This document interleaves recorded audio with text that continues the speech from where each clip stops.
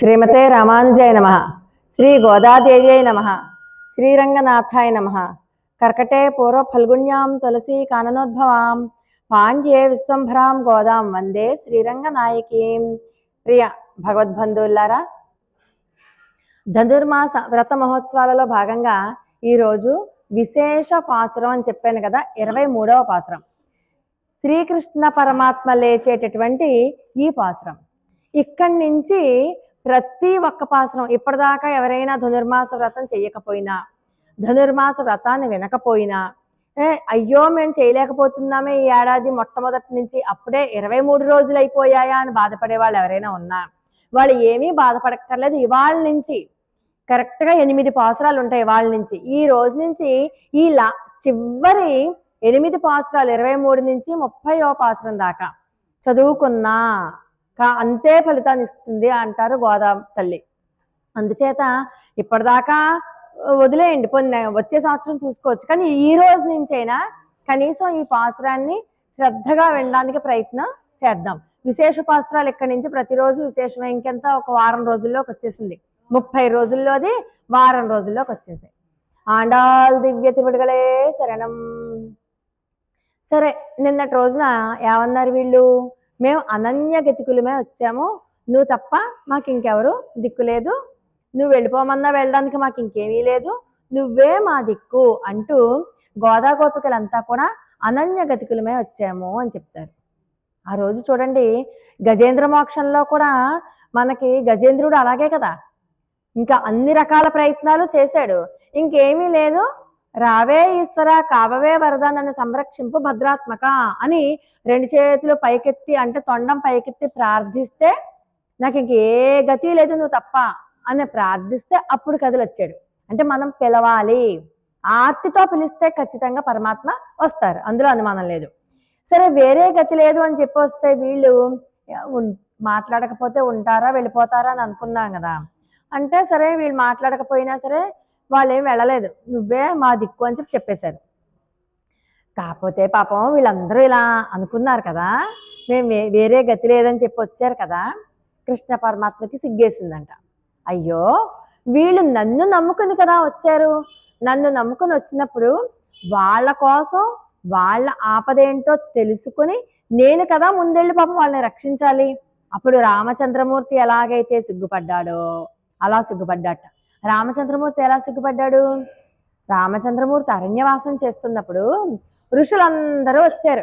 ఓ రామా, మమ్మల్ని రక్షించు రక్షించు, ఇక్కడ రాక్షసుల బాధలు ఎక్కువైపోయే, మమ్మల్ని నువ్వే రక్షించు, మమ్మల్ని యజ్ఞాలు యాగాలు చేసుకొనివ్వట్లేదు అని చెప్పి బాధపడితే, అయ్యో నేను కదా వాళ్ళందరి దగ్గరికి వెళ్ళి ఒక్కొక్క ముని ఆశ్రమానికి వెళ్ళి, దగ్గరలో ఉన్న ఆశ్రమాలకి దూరంగా ఉన్న ఏ ఆశ్రమాలకైనా మీకు ఏమైనా బాధలు ఉన్నాయా, సుఖంగా ఉన్నారా లేదా, యజ్ఞయాగాదిలో తపస్సు జాగ్రత్తగా జరుగుతోందా లేదా, వాళ్ళ యోగక్షేమాలు కనుక్కొని ఒకవేళ వాళ్ళకి ఏదైనా బాధలు ఉంటే తీర్చాల్సింది నేను కదా. అయ్యయ్యో, ఋషులే నా దగ్గరికి వచ్చి అడిగేంత వరకు ఎందుకు ఊరుకున్నాను అని చెప్పి ఆ రోజు సిగ్గుపడినట్టే కృష్ణ పరమాత్మ సిగ్గుపడ్డాట.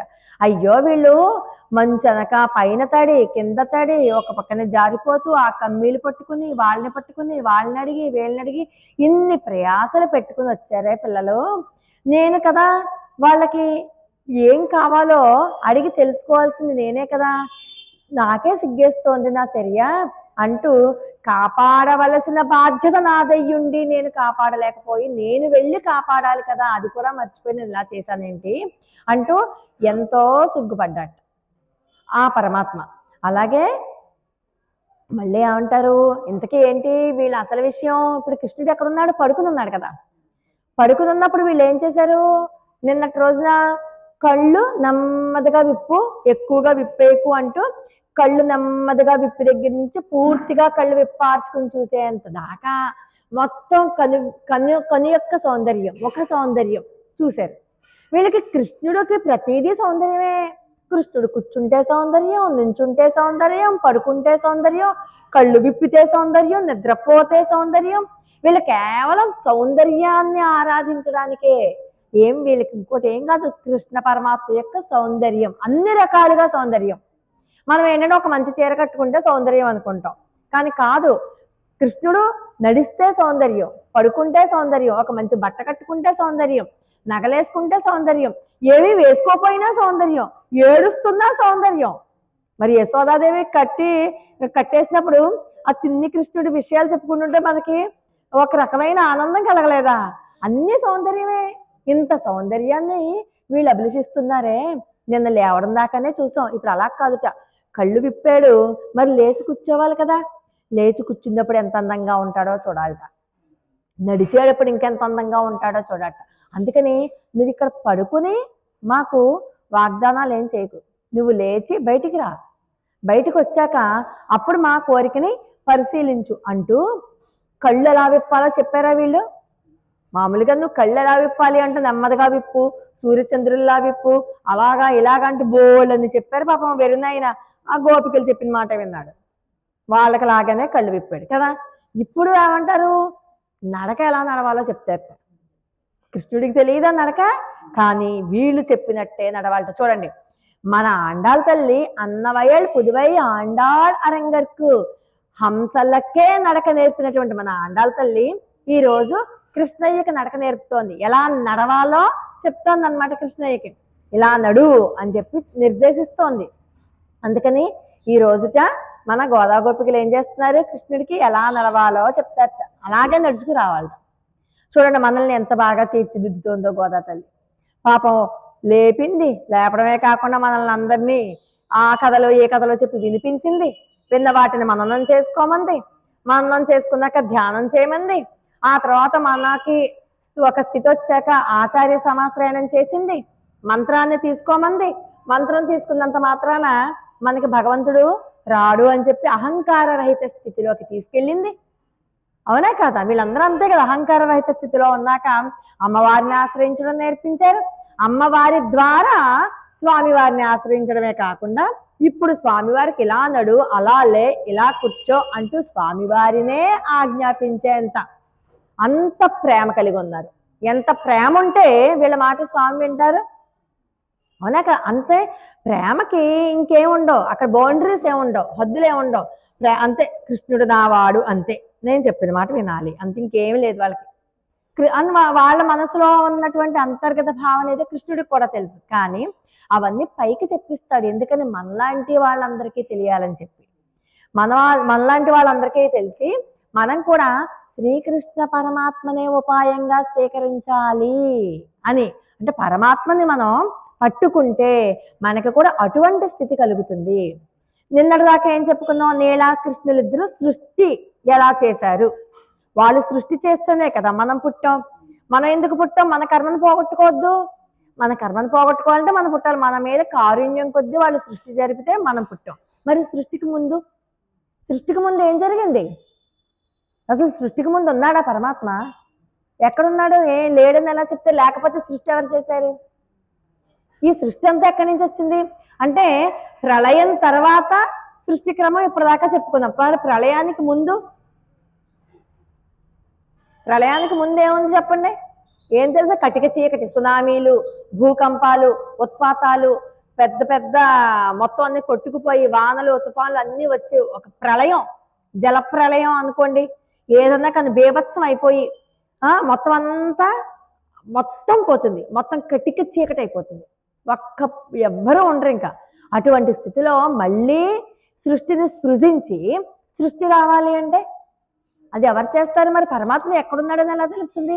దానికి చక్కగా మన పోతనామాచుల వారు ఎంత అద్భుతంగా రాశారో. లోకంబులు లోకేశులు లోకస్తులు తెగినతుది నలోకంబు పెంజీకటికి నవ్వల ఎవ్వండేకాకృతిగా ఉండు అతని నేను తింటు అంటాడు. లోకంబులు లోకేశులు లోకస్తులు పెంజీకటి అంటే ఏంటి? కటిక చీకటి, కళ్ళు పొడుచుకున్నా కానరానంత చీకటి. అటువంటి ప్రళయం అయిపోయాక కళ్ళు పొడుచుకున్నా ఏమీ కనపడదు కదా. అటువంటి చీకటిలో నీకు ఎవరు కనబడతారు? ఎవరు కనబడరు. లోకంబులు లోకేశులు లోకస్తులు తెగినతుది నలోకంబగు పెంజీకటి కవ్వల నెవ్వండేకాకృతి వెలుగు నతని నే సేవింతున్. ఏకాకృతిగా వెలుగు. ఈ చీకటి అయ్యో గాఢాంధకారంతో ఉంటే ఎక్కడో చిన్న మిణుకు మంది వెలుగు వస్తుందిట. చీకటికి అవతల, చీకటికి అవతల ఇంకోటి ఉందన్నమాట. అక్కడ పరమాత్మ మాత్రమే ఉన్నారు. ఆయన వెలుగు రూపంలో కనబడ్డారు. ఎంత అద్భుతమైనటువంటి పద్యం అంటే, పెంజీకటి కవ్వలనెవ్వండే కాకృతి వెలుగు నతని నే సేవింతు, ఆయన్ని సేవిస్తున్నాను అంటూ గజేంద్ర మోక్షంలో గజేంద్రుడు ప్రార్థిస్తాడు. ప్రళయకాల సమయంలో కూడా నువ్వు ఉన్నావయ్యా, సృష్టికి ముందు ఉన్నావు, సృష్టిని చేసింది కూడా నువ్వే, అటువంటి నిన్నే నేను సేవిస్తాను. ఫలానా దేవుడు అని పేరు పెట్టి చెప్పలా, ఏ దేవుడు అని చెప్పి పేరు పెట్టి చెప్పలా. ఎవ్వని చేజనించు జగమెవ్వని లోపల నుండి లీనమై ఎవ్వని ఎందుడిందు పరమేశ్వరుడెవ్వడు, మూల కారణం వెవ్వడు, అనాది మధ్యలయుడెవ్వడు, సర్వము తానైన వాడెవ్వడు, వానిన్ ఆత్మభవున్ ఈశ్వరునే శరణము వేడుదును. దీంట్లో పరమేశ్వర అంటే దేవుడు భగవంతుడు అని అర్థం. పరమేశ్వరుడు అంటే శివుడు అని కాదు ఇక్కడ అర్థం. పరమేశ్వరుడు అంటే భగవంతుడు.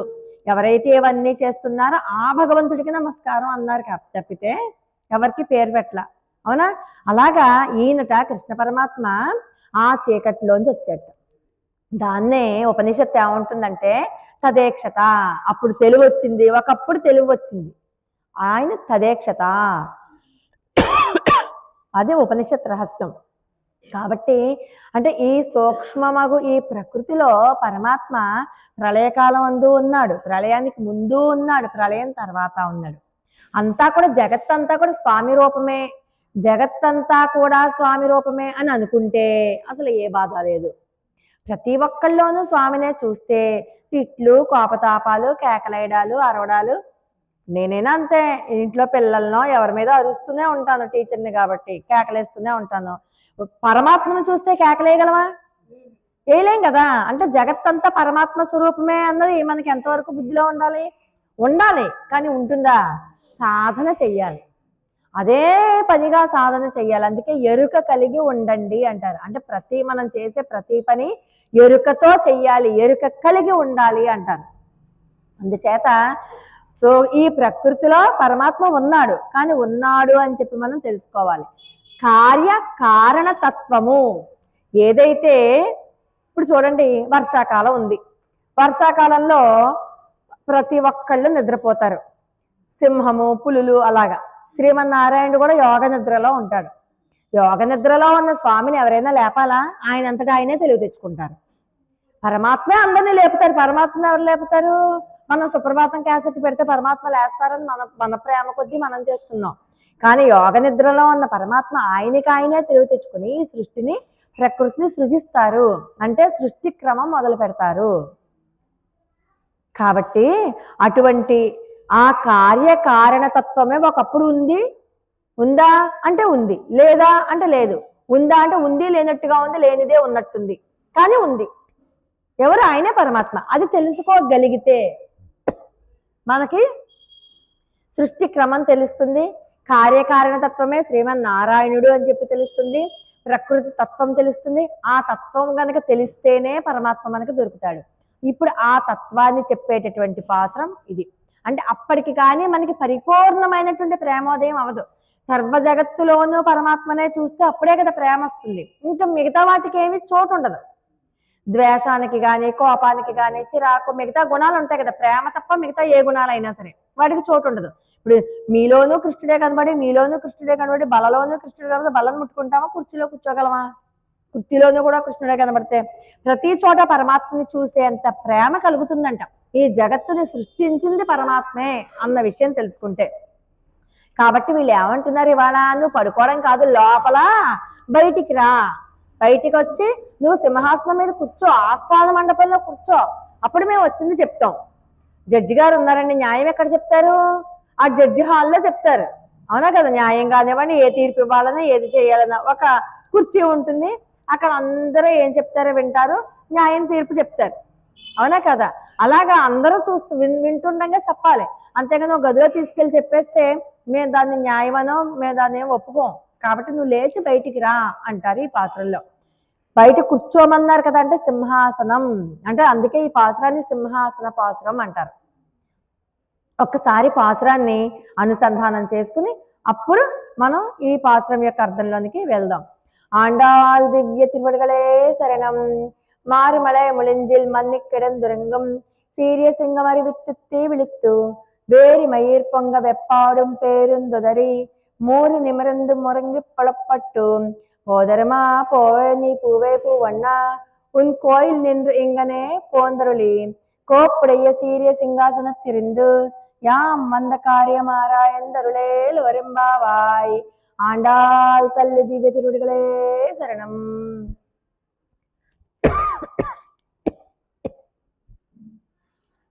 మారిమలయ ములింజిల్ మన్నిక్కెడందురంగం సీరియ సింగం. ఇది సీరియ సింగం, సింహం అంట. సింహమే నరసింహావతారం లేదండి మనకి కృష్ణావతారాల్లో. సింహమే కృష్ణ సింహం, శ్రీకృష్ణ సింహం. మనం మొట్టమొదటి పాసంలోనే చెప్పేసుకున్నాం అన్నమాట. యశోదాదేవి యొక్క బాలసింహం అంటారు అక్కడ. కాబట్టి మారిమలయ ములింజిల్ మన్నిక్కెడందురంగం సీరియ సింగం. సీరియ సింగం అంటే సింహం. సింహం ఎలా ఉందిట? గుహలో పడుకుని ఉందిట.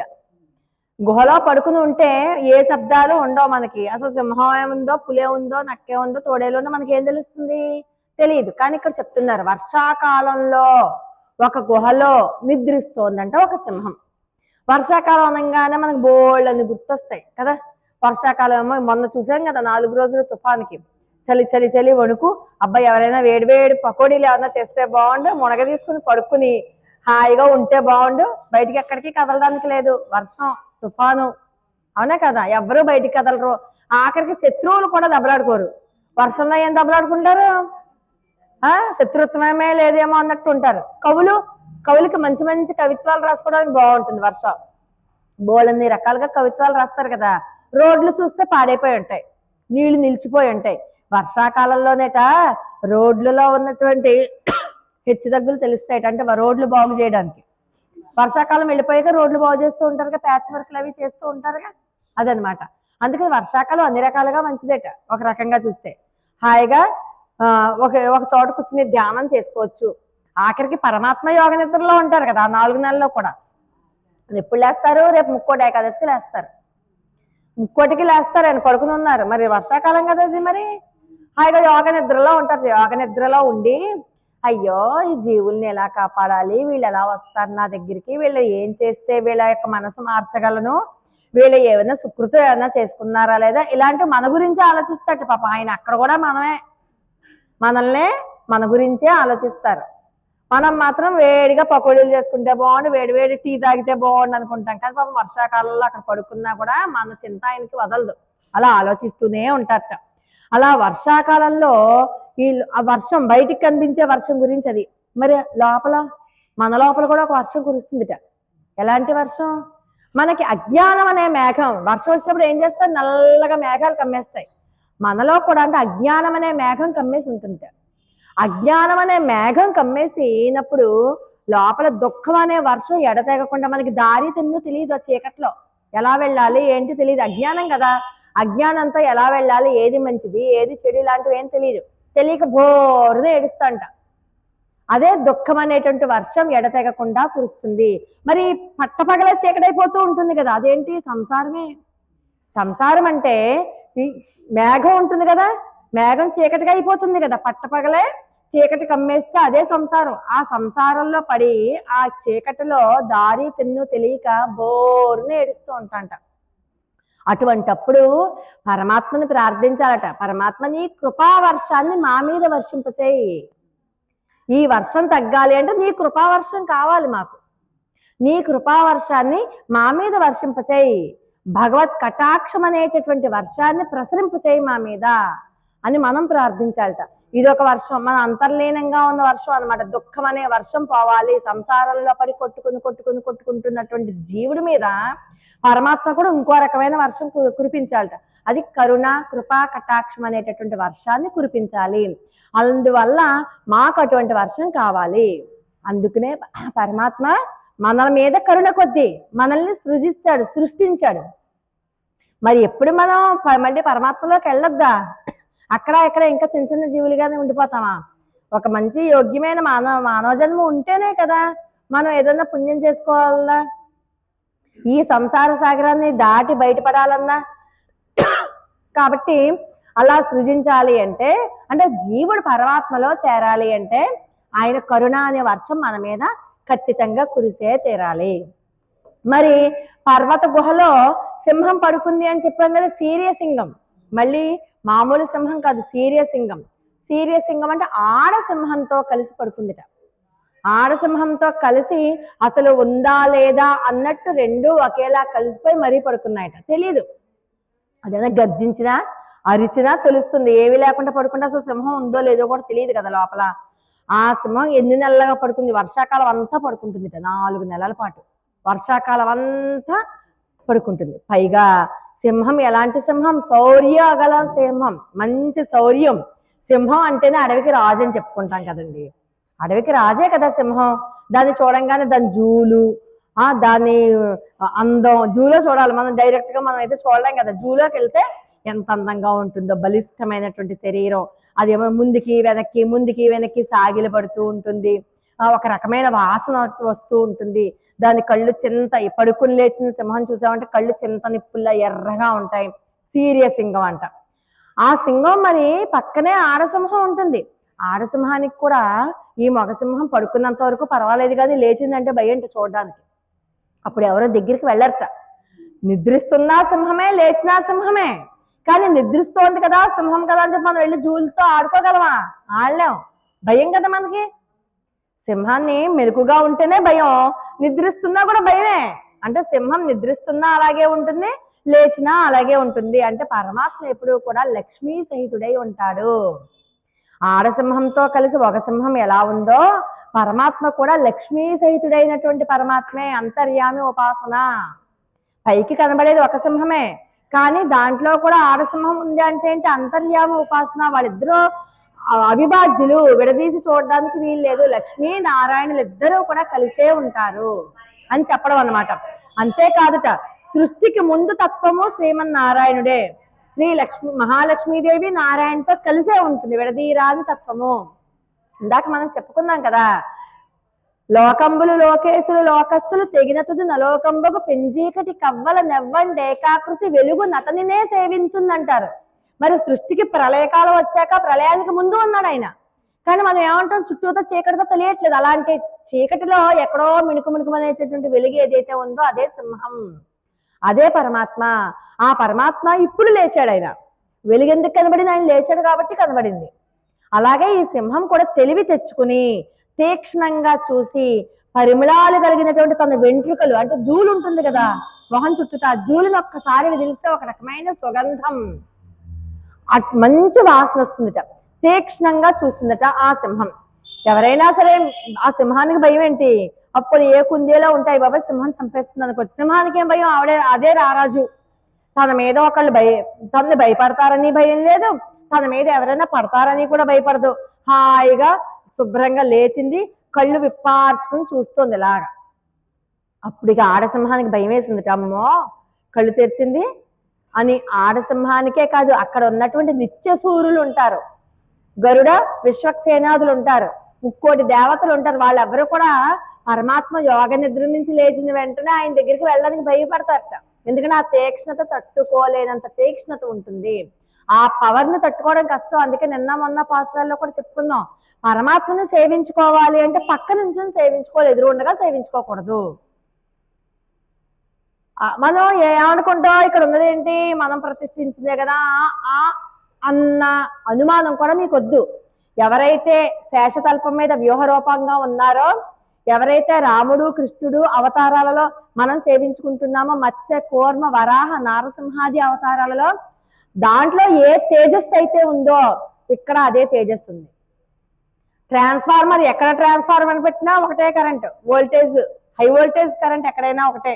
ఎక్కడ పట్టుకున్నా నీకు కరెంట్ షాక్ కొడుతుంది, అక్కడ కరెంట్ షాక్ కొడుతుంది, లోపల కరెంట్ షాక్ కొడుతుంది. కరెంట్ ఎక్కడుందో షాకే కొడుతుంది కదా. కాబట్టి ఆ శక్తే లోపల ఉందని మనం భావించాలి. ఆ నమ్మకం మనలో దృఢంగా ఉండాలి. అందుకనే ఆ దృఢంగా ఉండడం కోసం చెప్తోంది అనమాట. పరమాత్మని సేవించుకునేటప్పుడు ఎవ్వరూ కూడా ఎదురుగుండగా ఉండి సేవించుకోకూడదు, పక్క నుంచి సేవించుకోవాలి. అలాగే ఈ రోజు సింహం మెల్లగా కళ్ళు విప్పుతూ చూస్తోంది. మెల్లమెల్లగా నిన్న చెప్పారుగా ఎలా కళ్ళు తెరవాలో, అలాగే కళ్ళు తెరుస్తున్నాడు ఇంకా కృష్ణయ్య. నెమ్మదిగా కళ్ళు తిప్పి చూశారు. నిప్పులు కక్కుతున్నాయి. చాలా రోజులు పెట్టి పడుకున్నాడేమో, నిప్పులు కక్కుతున్నాయిట సింహం కళ్ళు. ఆ నిప్పులు కక్కుతున్నటువంటి కళ్ళతోటి కాసేపు ఇలా చూసింది. ఒక రకమైనటువంటి సుగంధం వస్తోంది సింహంలోంచి. ఆ జూలు ఒక్కసారి విదిల్చుకుంటుంది కదా, ఒక రకమైన సర్వగంధ సుగంధ. పరమాత్మ సర్వగంధాలు, సర్వవాసనలు, సర్వ సువాసనలు కలవాడు.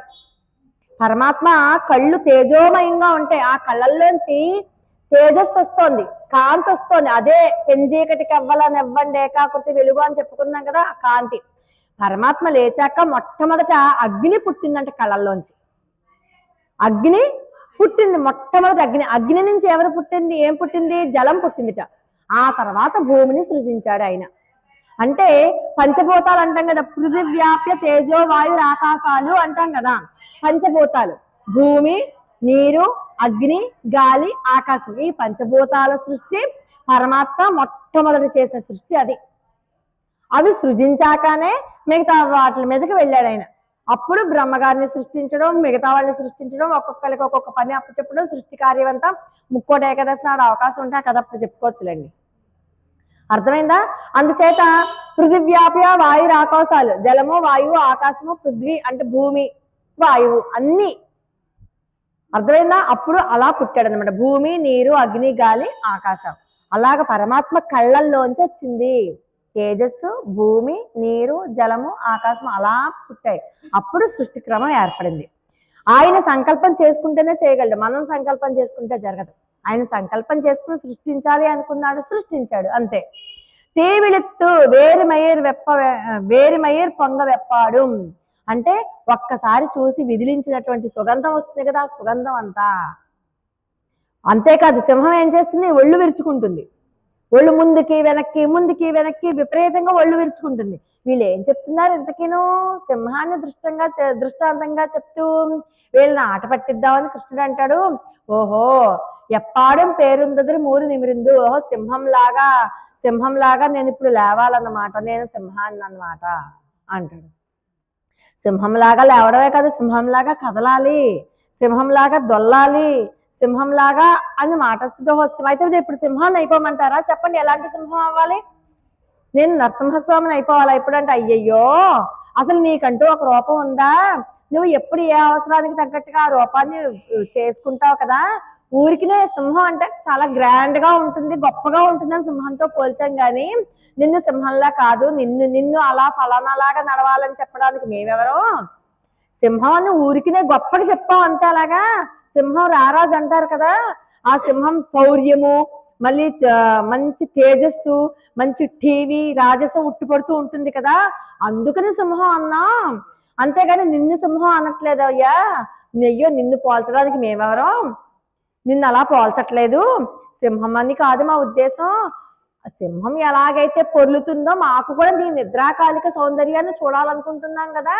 నిన్నటి రోజు కొంత సౌందర్యాన్ని చూపించావు కదా, ఈ రోజు కూడా నువ్వు మంచం మీద అటు ఇటు దొల్లుతుంటే, ఒళ్ళు విరుచుకుంటూ ఉంటే, కాళ్ళు ఇలా అంటుంటే ఆ సౌందర్యం కూడా ఎంత బాగుంటుందో అని చూడాలని చెప్పి సింహం గురించి మేము మాట్లాడాం. కానీ అయ్యయ్యో, నిన్న ఒక జంతువుతో పోలుస్తాం, అయ్యయ్యో తప్పు కదా, మేము అలా అనలేదు అని పాపం వీళ్ళు సర్దుకుంటున్నారనమాట. ఇంకా అంటే ఏంటి అక్కడ వీళ్ళు చూడండి, మనకి ఇప్పుడు నేను చెప్పినవన్నీ కూడా ఎవరిలా కనబడతాయి అంటే చంటి పిల్లలు దాంట్లో కనబడతాయి. చంటి పిల్లలు చూడండి, నెలల పిల్లలు పడుకుని చక్కగా బద్ధకంగా ఒళ్ళు విరుచుకోవడం, కాళ్ళు చేతులు తాడించడం, అటు ఇటు దొల్లడం ఎలా ఉంటుంది, ఎంత ముద్దుగా, అంత చూసే కొద్ది చూడాలనిపిస్తుంది కదా. చూసే కొద్ది అలాగట శ్రీకృష్ణ పరమాత్మ చెయ్యాలట. ఒక్కసారి ఆ అందాన్ని చూడాలట. చిన్నప్పుడు చూసింది మర్చిపోయారో చూడలేదో మరి. ఇప్పుడు నువ్వు అలా దొల్లు, అలా లేస్తే ఆ నిద్రాకాలిక సౌందర్యాన్ని మేము చూస్తాం, చూసి మేము చాలా సంతోషపడతాం, మాకు ఆనందం అది, దానికి మంగళాశాసనాలు చేస్తాం, అలా లే అని చెప్తున్నారు. ఇంకా ఎలాగట? మురంగి పురపట్టు పోదరమా పోలే, గర్జించి లేవాలి. సింహం గర్జించదండి, ఒక్కసారి గర్జిస్తుంది కదా, అలా కూడా నువ్వు గర్జించు. గర్జిస్తే ఆ అరుపులు మేము వినాలి. ఇన్నాళ్ళు బట్టి నీ మాటలు వినక చెవులన్నీ ఎలాగో ఉన్నాయి. ఒక్కసారి గర్జిస్తే హాయిగా ఉంటుంది. గర్జన బాగుంటుంది. ఎవరికి బాగుంటుంది? భక్తులకి బాగుంటుంది. కానీ భగవద్ విరోధులకి గుండెలు ఆగిపోతాయి. అంటే భగవద్ విరోధులు గుండెలు కంపించేలాగా ఒక్కసారి గర్జన చేయి. ఎవరైనా అపకారం తలబెట్టాలి అంటే నీ గర్జన విని వెనక్కి వెళ్ళిపోతారు. మనలోనే ఉంటే బోళ్ళన్ని శత్రువులు, అవైనా వెనక్కి తగ్గిపోతామో. గుడికి వెళ్ళి మాట్లాడకండి, దండం పెట్టుకోవాలి అనుకుంటామా? అనుకోమా? అలాగా గర్జించు, లే అని చెప్పి చెప్తున్నారు అనమాట.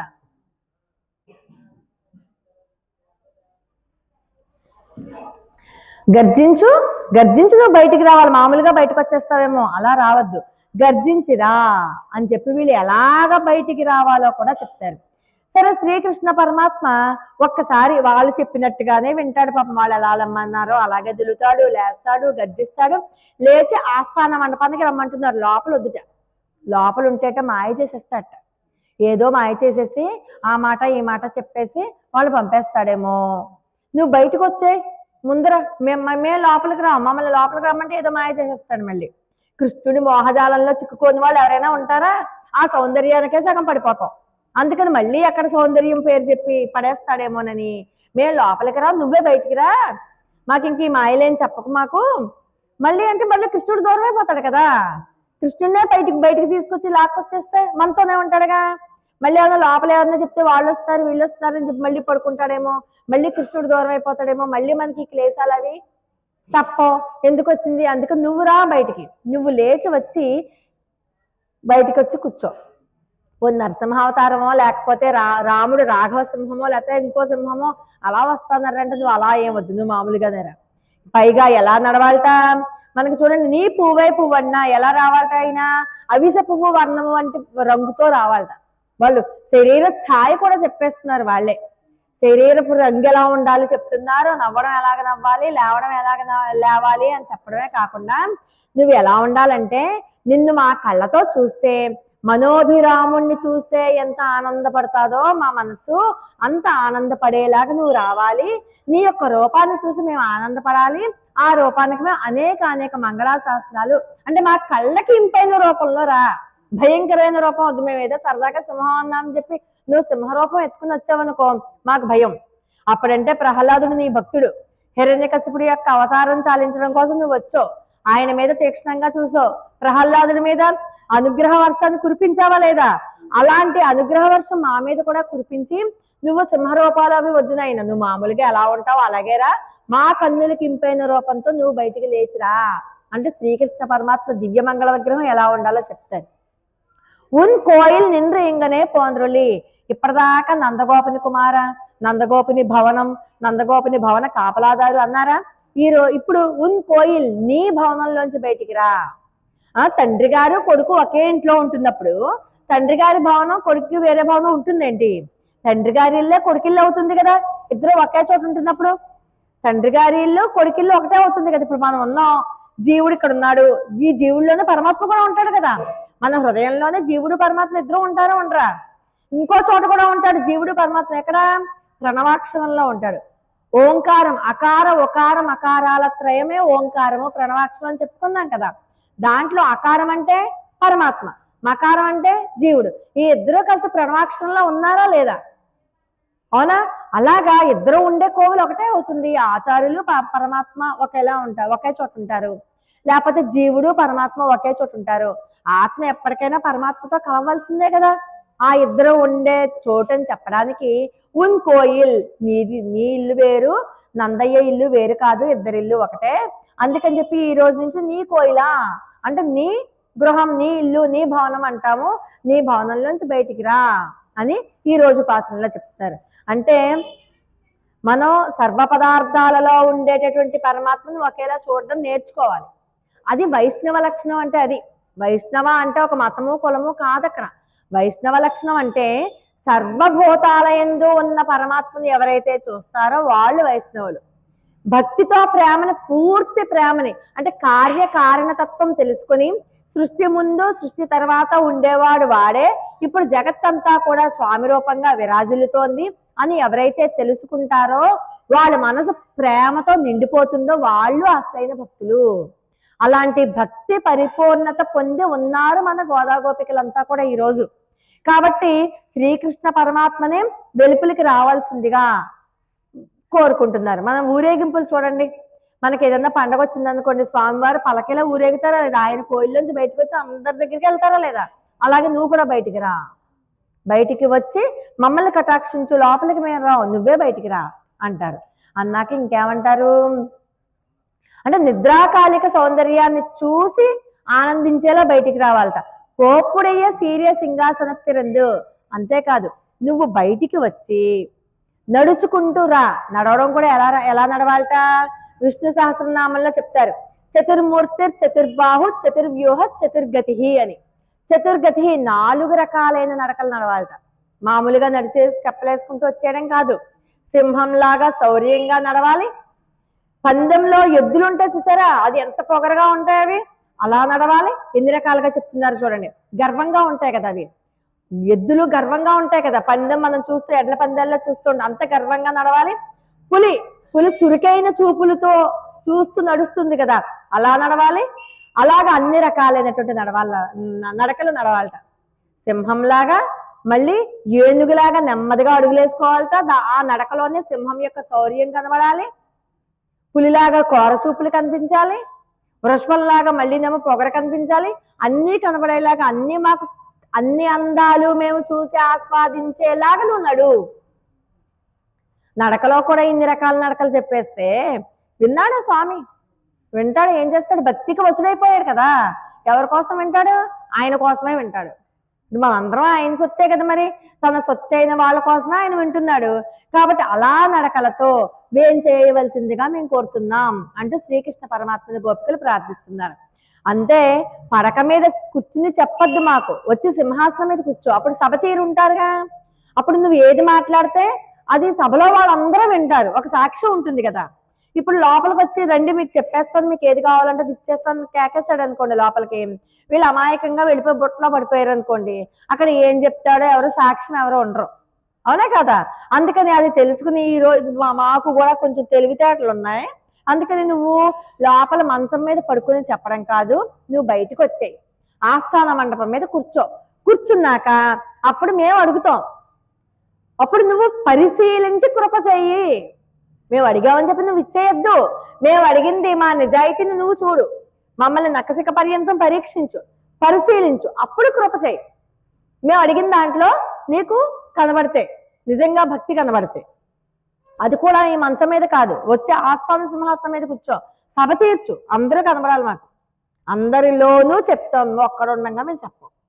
అందుకని ఈ రోజు మీరు బయటికి వచ్చి చెప్పండి. అంతేకాదు, ఆ రోజు నువ్వు చెప్పావు కదా, సర్వధర్మాన్ పరిత్యజ్య మామేకం శరణం వ్రజ అహం త్వా సర్వ పాపేభ్యో మోక్ష ఇష్యామి మా శుచః. శోకించద్దని చెప్పావు కదా. మేము శోకించట్లేదు, నువ్వు వచ్చి కూర్చో, మాకు ఆనందంగా నిన్ను చూస్తాం, మాకు కావాల్సింది ఏదో నిన్ను అడుగుతాం, అందరు ఎదురుండగా నువ్వు మాట ఇయ్యి, మాట ఇచ్చాక అప్పుడు మిగతా పని ఆ తర్వాత ఏం చేయాలో అప్పుడు చూద్దాం అని ఈరోజు కృష్ణ పరమాత్మని ఎలా ఆడేసుకున్నారో చూడండి. గోదా గోపికలు మన భాషలో చెప్పుకోవాలంటే ఎలా లేవమన్నారు, చక్కగా లేవమన్నారు, లేచి కూర్చోమన్నారు, అనేక రకాలుగా 4-5 రకాల నడకలు చెప్పారు. అలా నడుచుకుని వచ్చి సింహాసనం మీద కూర్చుంటాడు స్వామి. సింహాసనం మీద కూర్చున్నాక, సరే కూర్చున్నాడు కదా, కూర్చున్నాక గోపికలతో మాట్లాడడానికి మొదలు పెట్టే లోపు ఏం జరిగింది అన్నది సస్పెన్స్. రేపటి పాఠంలో మనం తెలుసుకుందాం. ఆండాళ్ తల్లి దివ్య తిరువడిగలే శరణం. స్వస్తి ప్రజాభ్య పరిపాలయంతాం న్యాయేన మార్గేణ మహిమహీసాః. గోబ్రాహ్మణేభ్య శుభమస్తు నిత్యం. లోకా సమస్తా సుఖినో భవంతు. స్వస్తి.